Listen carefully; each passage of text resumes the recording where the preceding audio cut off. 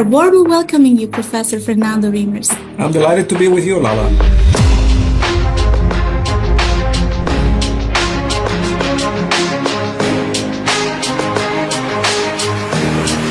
Hörmətli professor, sizə bir daha təşəkkürümüzü bildiririk. All right, thank you so much, Professor.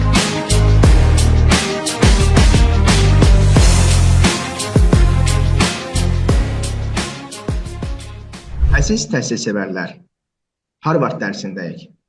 Təhsil TV və T-Network-ün yeni layihəsi olan Harvard dərsinin növbəti buraxılışında hər birinizi təhsilə dərin sevgi ilə salamlayırıq. Yeni izləyicilərimizə xatırladaq ki, proqramın əsas məqsədi təhsildə aktual olan məsələləri müzakirə etmək, bu müzakirələrlə Azərbaycan 2030 sosial-iqtisadi inkişafa dair milli prioritetlərdə təhsillə bağlı qarşıya qoyulan məqsədlərə nail olmağa töhfə vermək, təhsildə keyfiyyətə yeni baxış təqdim etməkdir. Bu məqsədlə proqramın qonaqları Harvard Universitetinin professor müəllim heyəti, o cümlədən nəticələri ilə seçilən tələbə və məzunlardır. Harvard dərsi Harvard Universitetində xaricdə təhsil üzrə Dövlət Proqramı çərçivəsində təhsilin siyasəti və təhlili üzrə magistratura təhsili alan dəyərli həmyerlimiz Lalə Əliyevanın və T-Network platformasının rəhbəri olaraq mənim təqdimatımda yayımlanır. Yeri gəlmişkən, Azərbaycan Respublikasının prezidenti cənab İlham Əliyevin sərəncamı ilə təsdiq edilən gənclərin xarici ölkələrin nüfuzlu ali təhsil müəssisələrində təhsil almalarına dair 2022-2028-ci illər üçün Dövlət Proqramını böyük fəxr və minnətdarlıqla xüsusi vurğulamaq istəyirik. Bu proqram sayəsində minlərlə gənc reytingli ali təhsil müəssisələrində dövlət hesabına təhsil almaq imkanı əldə edir. Fürsətdən istifadə edərək proqramın ərsəyə gəlməsində əməyi olan hər kəsə, dəyərli qonaqlarımıza xüsusi təşəkkür edirik. Harvard dərsindən daha çox həmkarımızın faydalanması üçün proqramı həmkarlarınızla paylaşmağı unutmayın. İndi isə söz dəyərli həmkarım, dəyərli pedaqoq Lalə Əliyevanındır. Lalə xanım bizi Harvard Universitetindən salamlayır. Çox təşəkkür edirəm Cəfər bəy. Hər vaxtınız xeyir olsun. Sizdə axşam saatlarıdır və bu vaxtı bu verilişi apardığınız üçün və bizim saatımıza uyduğunuz üçün sizə çox dərin təşəkkürümü bildirirəm. Və bu podkastın hazırlanmasında əmək olan hər kəsə dərin təşəkkürümü bildirirəm. Mənə elə gəlir ki, Azərbaycan təhsil cəmiyyəti üçün çox maraqlı bir və informativ bir veriliş olacaq. Sanki müasir təhsilə Harvard perspektivindən yanaşmaq və problemli məsələlərin birgə həlli yolunu axtarmaq hamımıza bir istiqamət və məsləhət olmuş olacaq. Düşünürəm ki, bundan sonraki silsilə çəkilişlərimizdə çox dəyərli həm professor heyətlərindən, həm müəllim, həm tələbə məzun heyətindən qonaqlarımız olacaq və hər kəs öz Harvard təcrübəsini və təhsilə Harvarddan baxış təcrübəsini bizlə bölüşəcək. Təşəkkür edirəm Cəfər bəy. Lalə xanım, biz də sizə təşəkkür edirik. Bəli, əminik ki, proqramımız Azərbaycanın dəyərli təhsil işçiləri üçün də olduqca faydalı olacaq və necə deyərlər, güc birlikdədir. Həqiqətən də təhsil, komanda işi və sevgi işidir. Lalə xanım, zəhmət olmasa, gəlin bugünkü qonağımızı təqdim edək. Harvard dərsinin növbəti qonağını təqdim etməyinizi sizdən xahiş edirəm. Bugünkü qonağımızı böyük məmnuniyyətlə sizə təqdim edirəm. Harvard Universitetinin Təhsil Fakültəsinin təhsil üzrə müəllimi, görkəmli pedaqoq, UNICEF-in sabiq qlobal təhsil departamentinin direktoru Dr. Cenkins bugün bizim qonağımızdır. Cənab Cenkins, xoş gəlmisiniz və təşəkkür edirik bizim verilişə qoşulduğunuz üçün. Okay, Dr. Jenkins, thank you so much for joining us, for accepting our invitation and sparing your precious, valuable time for us. I'm pleased to be here. Thanks for organizing this, Laila, and hi, Jaffer. I'm pleased to be here. Okay. Today I want to introduce Dr. Jenkins, Robert Jenkins, and I'm very honored to be joined by distinguished guest, Dr. Robert Jenkins, lecturer on education at Harvard Graduate School of Education and former Global Director of Education at UNICEF. And Dr. Jenkins brings a wealth of experience in shaping education policy and practice around the world. And his leadership has played a vital role in advancing learning equity and quality, especially in challenging contexts. You're welcome, Dr. Jenkins. Thank you very much. Thanks for having me. Okay. And we have some warm-up questions. I want to start with them first of all. Yes. Great. Cəfər, if you want, you can just start with the first one. Bir daha sizə dərin təşəkkürümüzü bildiririk cənab Cenkins proqrama dəvətimizi qəbul etdiyiniz üçün. İlk sualımız belədir. Sizin ananız da müəllim olub. İndi də siz müəllimlik fəaliyyəti ilə məşğul olursunuz. Həmin illərlə Harvarddakı fəaliyyətiniz arasında hansı oxşarlıq və fərqlilik görürsünüz, cənab Cenkins? Well, it's an interesting question. Thanks, Jeffrey. I'm impressed that you've done your background. So I think indeed my passion for education was sparked by watching my mother teaching growing up. And indeed within my household, both my mother and father were very interested and very much engaged in education and emphasized the importance of education. And so I think that sparked an interest in entering this field. And then now, all the way many years later at Harvard, I do have the incredible opportunity to interact with students like Lalə and others who are passionate about education. They're engaging in conversations about how to improve quality and access to education for children around the world. And I feel it's a great privilege to continue and be involved in such exciting conversations and engage with the very sort of people engaging in the latest thinking and evidence and sort of cutting-edge research to address this very global related challenge of limited opportunities for children to access and improve their learning around the world. Thank you so much, Jenkins. It's kind of internal passion, right? It's kind of you're driven by your mother's teaching and her pedagogy and your internal passion burning for helping the children who want to study. Indeed. That's exactly. Okay. So, second question is related with more specific, clarification. As someone who has worked at both global level and in higher education, if you were to define a strategic vision for advancing quality education, what would be your top 3 priority areas, especially in contexts like Azerbaijan, where transformation is underway now? Well, I think it's a great question, and I'm glad you're asking it. And I think the 3 top priorities or consideration is, number 1, ensure sufficient resources are allocated to the sector. We see quite a wide range of amount of investment governments make in education, and recognizing how critically important it is for each and every child, but also for families, communities, and countries as a whole. I think number 1 would be ensure sufficient investment in education from public, from private, from a wide range of sources. Number 2, I think it's critically important that there's a focus on ensuring equitable access and quality. That means understanding the different pathways that children are on in their learning, the different contexts in which they live, and ensuring appropriate, accessible education for every child throughout Azerbaijan. So a commitment to reaching the most marginalized and providing equitable access and quality education. The third is, I think, a laser focus on learning outcomes and skills that are needed now in this current period that we're all living in. And if we look back 10, 20 years ago, 30 years ago, there was an overwhelming emphasis on access, ensuring children are able to access schooling. But now, as we've discussed, Lalə, in class, and we've seen the evolution, increasingly governments and those of us working in education are interested in the quality of education, in the level of learning outcomes, and the levels of skills that adolescents and youth acquire so they can successfully transition into the labor market and realize their full potential.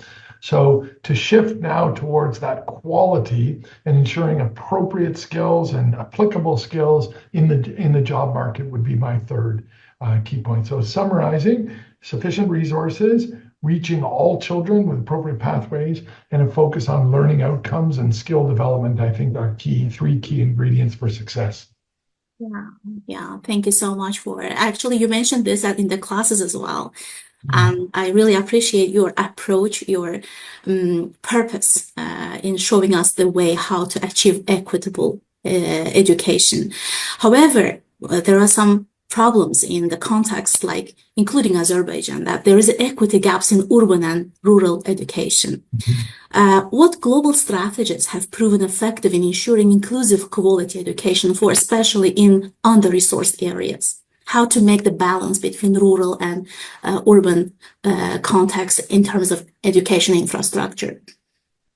Well, I think it begins with, as I mentioned, a great question. I think it begins with, as I mentioned before, a focus and a prioritization to indeed ensure that all children are accessing and benefiting from quality education. So it's to be explicit and to be committed to ensuring all children do have quality. So with that commitment then drives an approach to realizing that vision, and that would start with understanding what barriers children face. So you mentioned on the children living in rural areas, if that may be the case in Azerbaijan, that there's a gap between the learning levels of access and or learning in rural areas compared to urban areas, then analyzing why indeed that may be the case and understanding the qualitative and quantitative data to better unpack the barriers or the reasons why children in certain parts of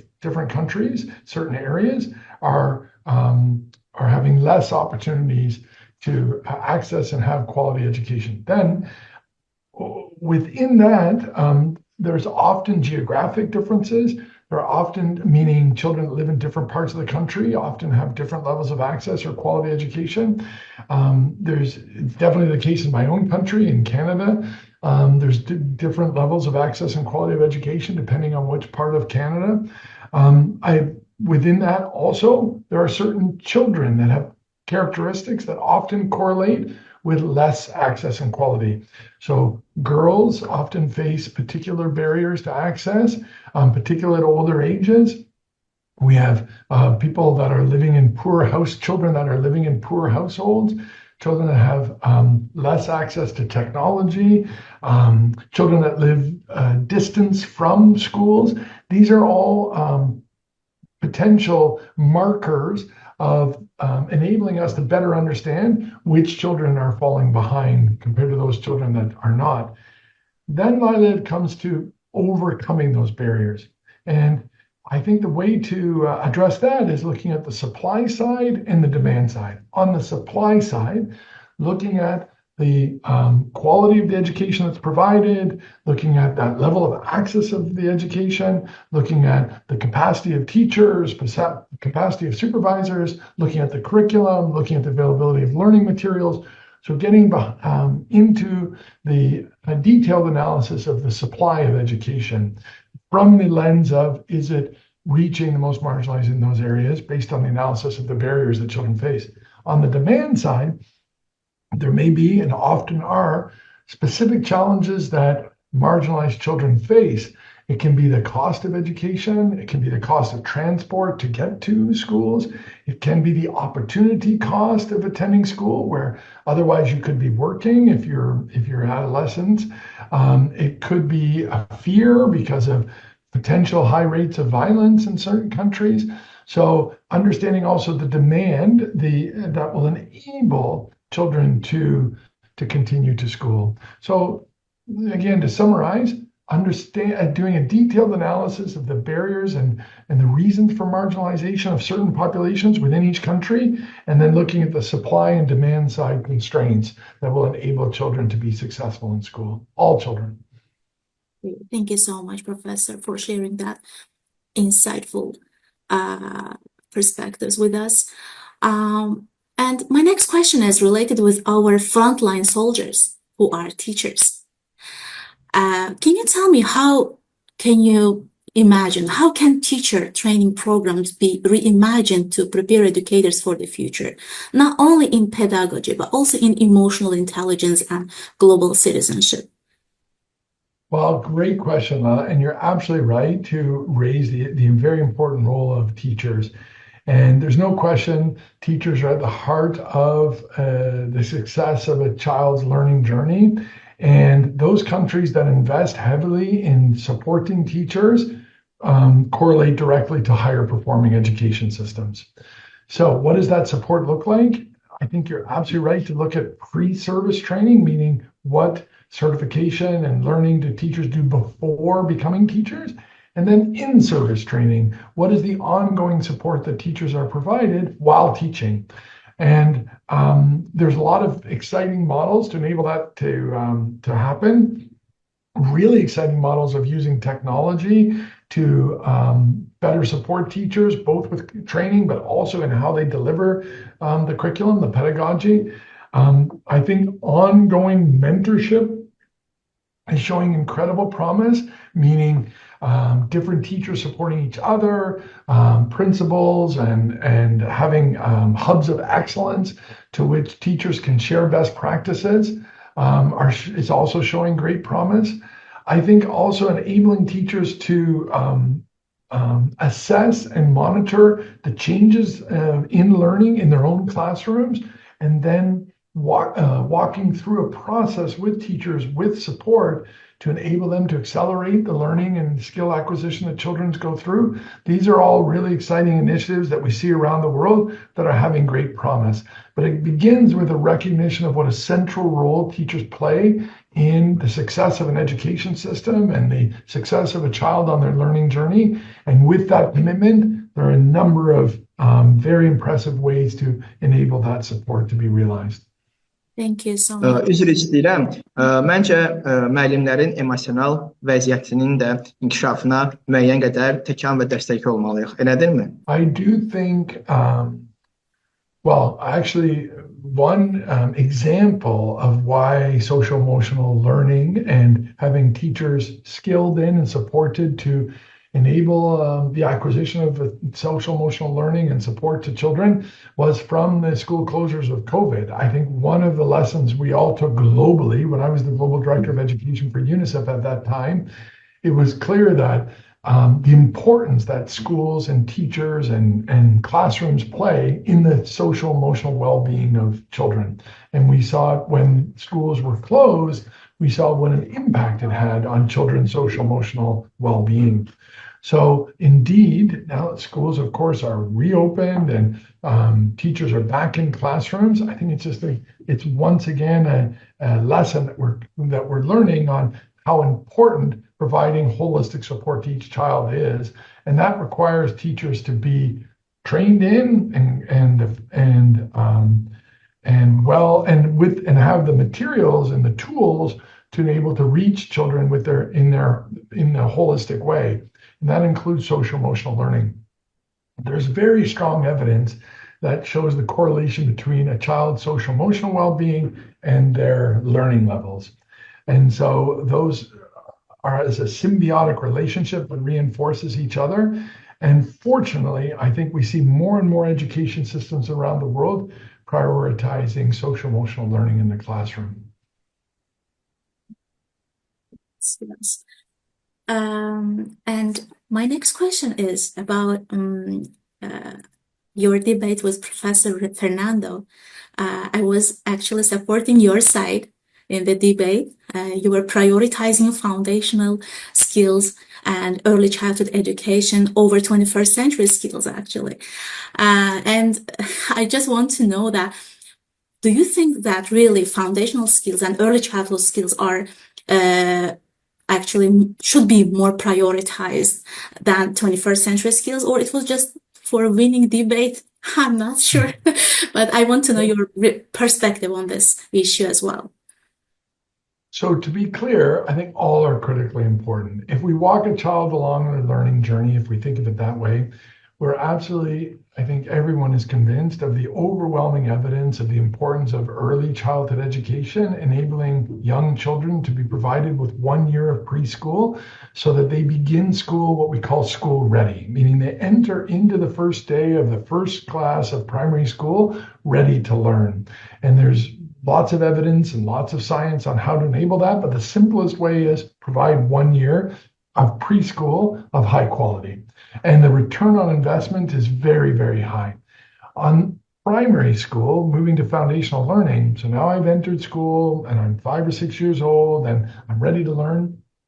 It is absolutely critical that children are able to pass that transition of reading to learn to learning to read. So I need to learn to read in order to read to learn.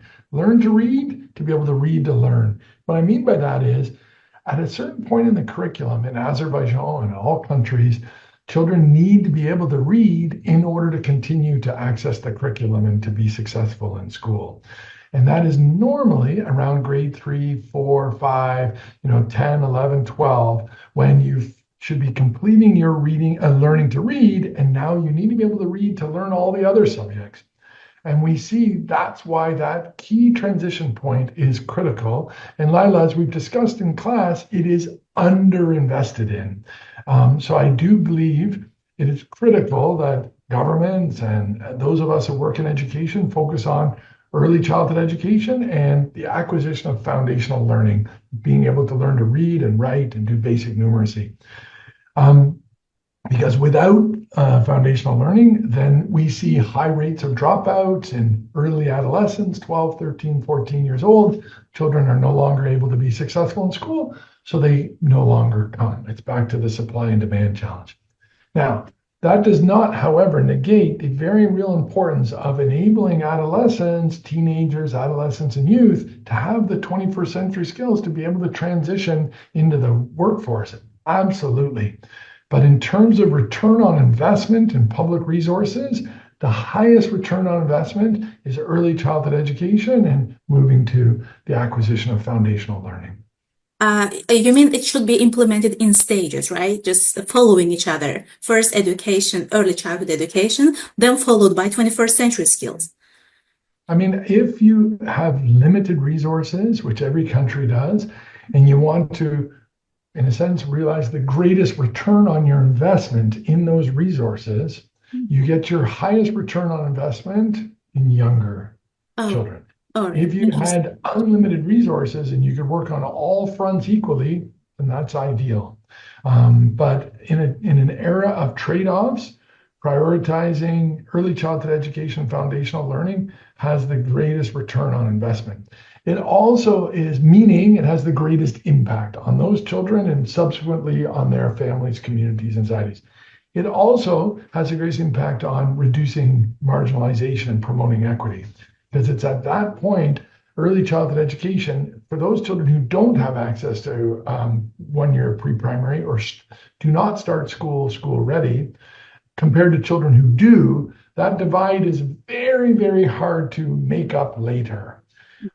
Meaning you already are starting behind. You're 6 years old, you're walking into school, you're not school ready because you didn't have the opportunity to acquire 1 year of preschool, and your peers, other children who have, are already far ahead. And so to play catch up is very, very difficult. And it's also very expensive, Lana. So the key is to intervene early, ensure kids go on a right path of learning, and then indeed you're promoting greater equity and ultimately a greater return on investment for those limited public resources. Thank you so much for these wonderful ideas, Dr. Jenkins. My next question is related with Azerbaijan. Within the framework of the state program aimed at increasing the international competitiveness of higher education in the Republic of Azerbaijan, every year 500 students are funded to pursue their studies at leading universities around the world. The program initiative gave a start in 2007, if I'm not mistaken. Now it's extended to 2028. How do you evaluate such initiatives? In your view, what other areas of education should receive increased investment to ensure equitable and high-quality learning opportunities for all, not only in higher education sphere, but also in school level? Well, what I do like about the program you're describing, although I don't know the details of it, but I do think it's very impressive for Azerbaijan. I think will have long-term benefits for the country to have a cohort of high sort of potential adolescents and youth who are accessing global best practices and then coming back ideally and engaging in Azerbaijan and the economy and society, education systems, etc., and having a positive impact.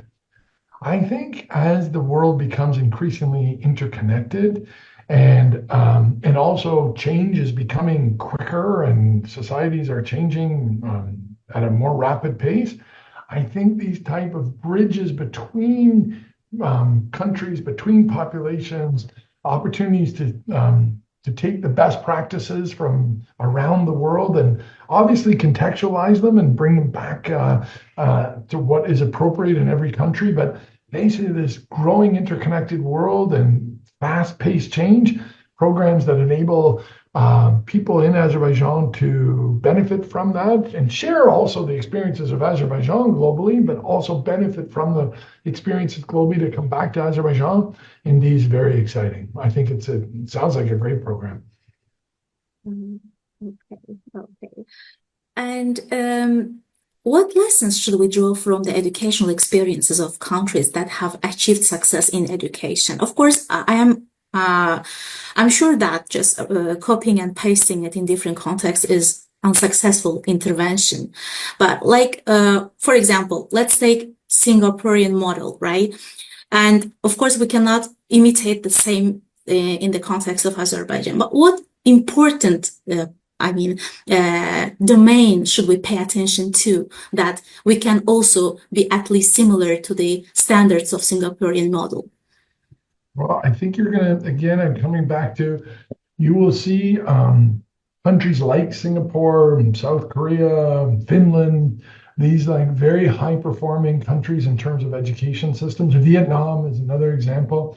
You will first see sufficient investment in education, a prioritization of spending of public resources and other resources. Two, you will see a focus on learning and on skill development. And again, I know that sounds obvious, but what I mean by that is not being not resting on just the fact that children are attending school, but understanding what is it that they're actually learning, and is indeed learning levels progressing, the acquisition of reading, writing, math, numeracy, etc., the acquisition of transferable skills, 21st century skills, measuring that and being laser focused on the importance of that. Third, a focus on equity, ensuring that all children have opportunities to realize their full potential. And I think that also comes almost from a common sense point of view, is if you have these children with incredible talents and ability to contribute to their own economies and their households, their communities, their country, but they don't have opportunities to education to harness that talent, then obviously you're not running at full speed as a country. So you'll find those countries that have provided equitable systems, enabling sort of all to realize their full potential, are growing the fastest and changing the fastest. The last I would say, which is a little trickier, but that is a sense of urgency and a sense of the need for change. I think you'll see education systems around the world in general struggle with change and struggle with moving into new ways of delivering education and supporting teachers, enabling children to realize their right to education. And obviously education systems are complicated. There's a lot of different moving parts, but an overwhelming approach of urgency for change and urgency for moving quick and enabling children to benefit from quality education is critical. And it comes right back to my earlier point, ever more critical and ever more important as the world is changing ever quicker and technology is coming ever quicker. So indeed, a commitment to change and urgently change is critical. So to sum up, I think it's absolutely critical to have sufficient investment. There's a laser focus on skills and learning levels. Needs to be a focus and emphasis on equity so that every child can contribute to their communities and societies, and a sense of urgency, the need for change to leapfrog into in a sense, the modern world is critical. Cənab Cenkins, qabaqcıl ölkələrin təhsil təcrübəsindən danışmışkən, süni intellektə toxunmaq yerinə düşər. Süni intellektin məktəb sisteminə gözlənilən təsirləri hansılardır və müəllimlər süni intellekt ilə səmərəli və mənəli əməkdaşlığı inkişaf etdirmək üçün hansı əsas tədbirləri görməlidirlər? Yəni, süni intellekti səmərəli tərəfdaşa necə çevirə bilərik? Well, I think it's a very exciting time, and actually attending a conference tomorrow on that here at Harvard. I think, well, first of all, technology and introducing technology in the school system in the past or up until today has been often initiatives have led to greater disparities because some children benefit and other children do not. And then those who benefit pull ahead from those who do not. And so introducing any digital learning tool into a school system needs to be accompanied by a focus on ensuring all benefit. And that's the same with artificial intelligence. Because it's such a powerful tool and has so many potential benefits, we need to ensure that all classrooms, all teachers around all countries benefit. Because the default will be only those schools connected to the internet, only those schools with computers, only those students with mobile phones or their parents with mobile phones, and then you'll see a greater divide between those who have and those who haven't.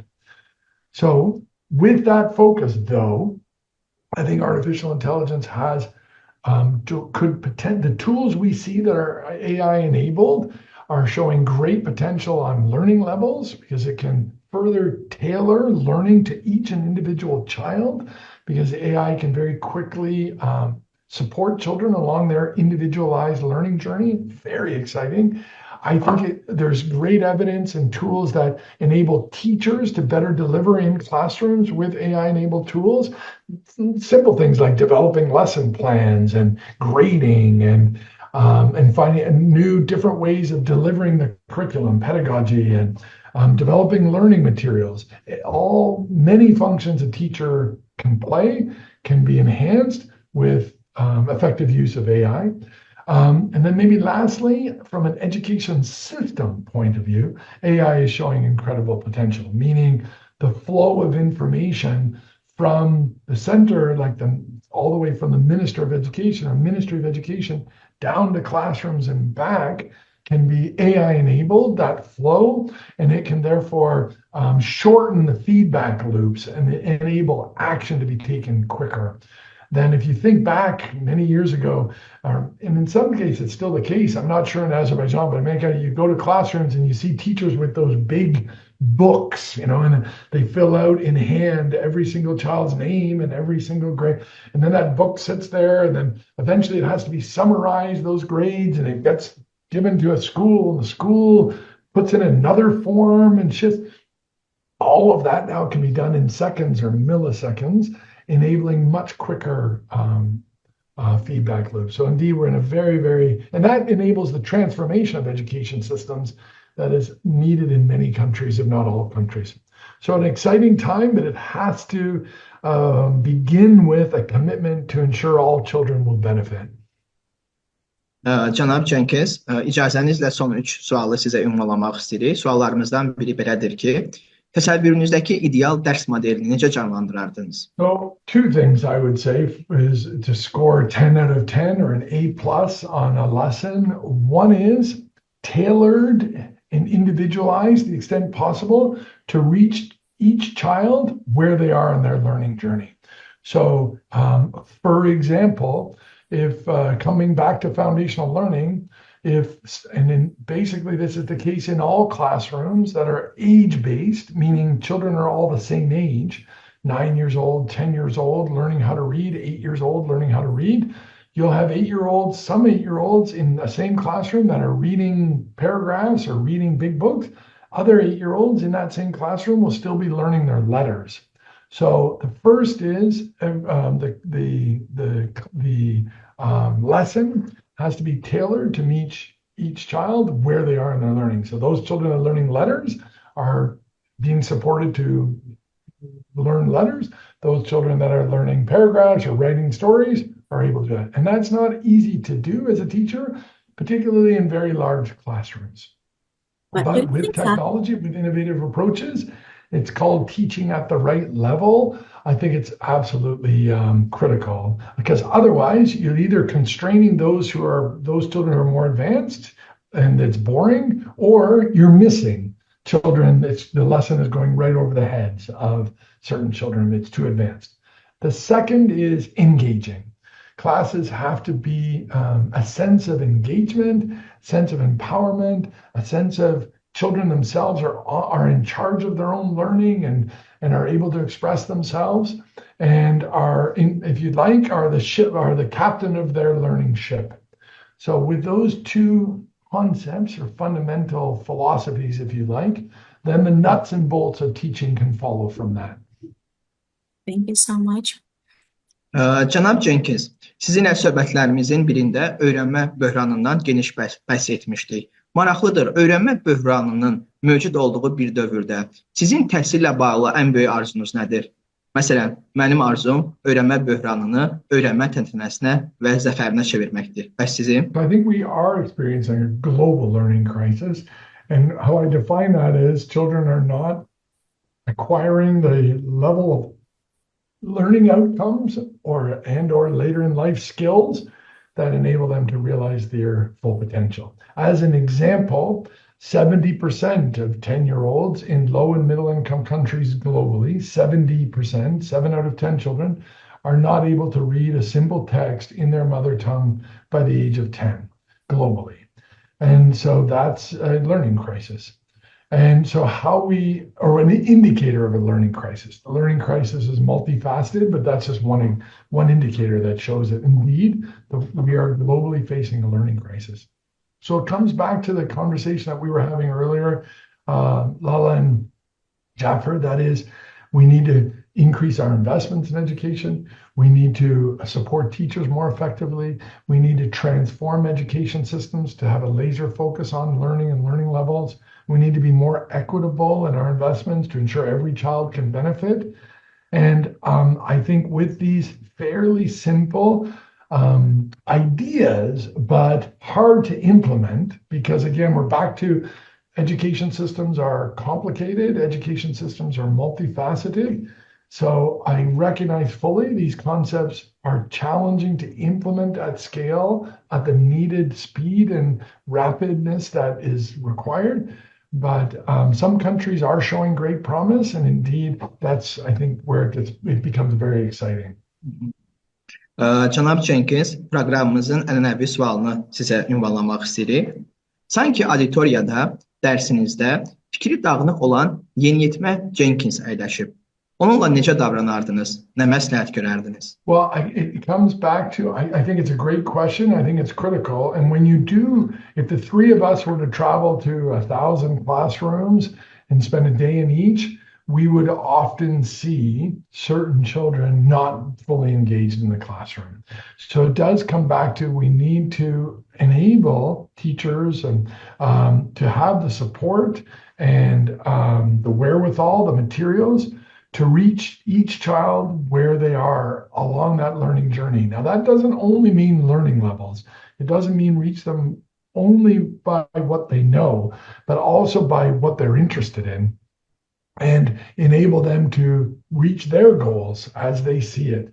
And that does require quite a challenging way of structuring your education system.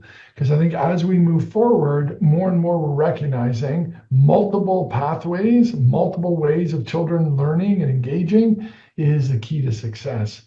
because we do recognize that, a room full of 14-year-olds or 17-year-olds have varying wide range of learning levels, wide range of interests, and wide range of ways of learning. I see it even as a professor here. I have some students that are like, I really would rather if you just spend more time lecturing. I just want to hear you. Just keep talking. Other students are like, you have talked too much. I want to spend more time engaging with my fellow students and learning from each other in group work. And there's no right answer. It's just an indication of how different people learn and different people benefit from different ways of learning. So education systems need to increasingly enable multiple ways of delivering the curriculum and catch the interests of children in a much more diverse way. And that's where technology indeed can be part of that solution. Assuming teachers are still sufficiently supported, like we're discussing, but there's some very exciting initiatives in which technology better enable education systems to meet the unique learning needs and unique interests of children. And we come back, Jaffer, to AI, some really exciting initiatives where you can tailor learning materials to meet the interest of a student. Let's say it's soccer or football or space or agriculture, farming. You can use AI tools to tailor your learning materials to contextualize it around an interest, specific interest of an individual child. Okay. Thank you so much, Professor. But I would like to know personally, how would I draw your attention to, my class, let's say? So I think indeed it's also in finding short feedback loops. So when you're teaching, being able to be sensitive to which children are engaging, which ones are benefiting, and pivoting very quickly, even in real time, right then when you're delivering the lesson and or while you're measuring change from day to day to day, understanding which children are benefiting, which ones need you to change and deliver new ways of learning is critical. The best education systems in the world are those that are able to tailor learning to each child or to groups of children in a disaggregated way, and they can only achieve that with very quick feedback loops so that teachers are sensitive to the pathways that those children are benefiting each individually and the pathways that they're on. And so it is tricky, especially in very large classrooms, which many schools have, which I come back to. Part of this is the level of the amount of resources in education, the amount of support to teachers, how high education is prioritized in a country, in a society. These fundamental issues are critical to enable all these very exciting ways of transforming an education system. Thank you so much, Professor. Thank you so much, Dr. Jenkins. I really appreciate your valuable and insightful opinions about education. And I hope that from this podcast, our audience will get very perfect lessons. If you don't mind, my last question, that's just my last question, please. What about your idea about classroom size reduction? Do you think that this is important priority for the future?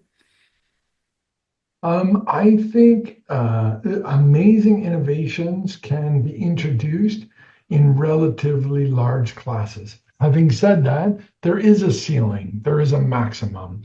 And younger children would require more intense interaction with teachers and students.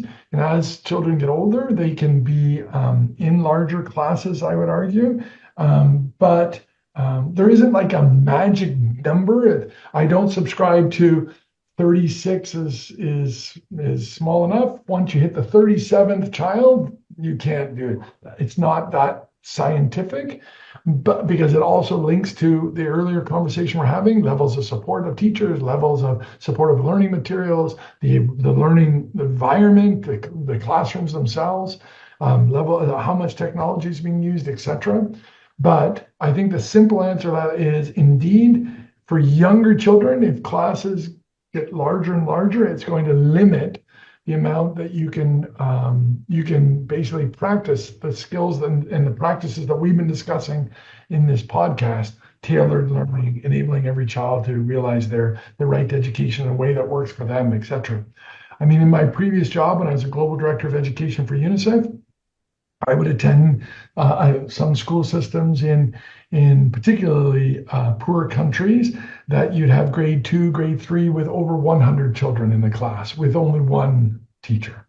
So there is obviously, if you're in that size of a classroom, you're limited in the amount that you can expect to achieve in such an environment. So indeed, class size matters, but it needs to, but I think it begins with the importance of reaching every child where they are in their learning, providing holistic support, and transforming education systems for every child. Thank you so much, Dr. Jenkins. Background, with your life experience in different countries like Bangladesh, that you shared your opinion, your ideas about how crisis was existing there and how you were there just sailing on the boat. And this is really just, you're for me a soldier of education. Thank you so much, Jenkins, for joining us, for making our time valuable with your great advices and with your shared ideas. Well, thanks for this opportunity, Lalə. Thanks, Cəfər. All the best. Thank you. Yeri gəlmişkən, mən süni intellektə bayaq bir məlumat verdim ki, biz Robert Cenkinsdir də söhbət edirik. Nə demək istəyirdiniz? Süni intellekt belə bir fikir bildirib, dünyanı kəşf etmək və bilik paylaşmaq hər zaman dəyərlidir. Bəli, həqiqətən də dünyanı kəşf etmək və bilik paylaşmaq hər zaman dəyərlidir. Əziz təhsilşünaslar, Lalə Əliyeva və Cəfər Mənsiminin təqdimatında Harvard dərsində idiniz. Növbəti Harvard dərsində görüşənədək. Təşəkkürlər Cəfər bəy, çox sağ olun. Thank you so much. Thank you. Bye. Thank you. Bye. Thank you.